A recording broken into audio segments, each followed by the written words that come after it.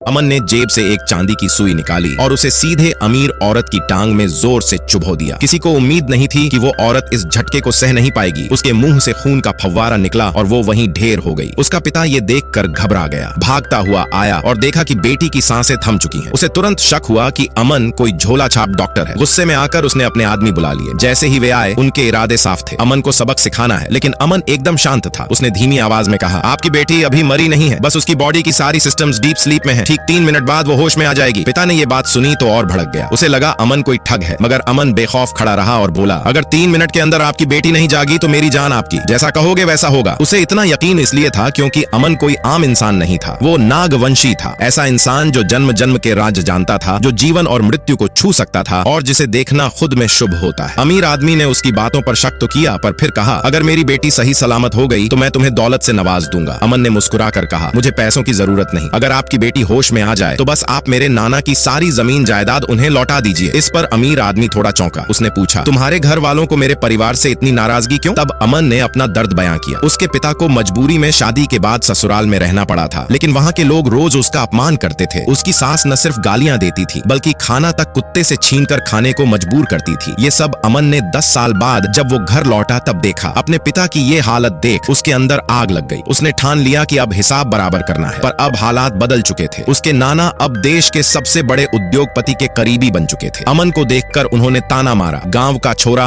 अब हमारा क्या बिगाड़ेगा? पर अमन ने तय कर लिया था, जो रिश्ते आज उसे तिरस्कार दे रहे हैं, उन्हें उसी की ताकत से जवाब मिलेगा। उसी वक्त अमीर आदमी अपनी बेटी का इलाज कराने वहां आया और वही घटना हुई जिससे ये कहानी शुरू हुई थी। अमन ने अंतिम बार सुई चुभोई और उसकी उंगलियों से जैसे कोई ऊर्जा निकली। एक सुनहरी चमक सी औरत के शरीर में समा गई। 3 सेकंड नहीं बीते थे कि उसकी आंखें खुल गईं, बिल्कुल होश में, जिंदा। इसके बाद अमीर आदमी ने सार्वजनिक रूप से घोषणा कर दी, आज से हमारा और चौधरी परिवार का हर बिजनेस रिश्ता खत्म। वो अमन से हाथ जोड़कर बोला, अब तो प्लीज इन लोगों को माफ कर दो, जो हुआ सो हुआ।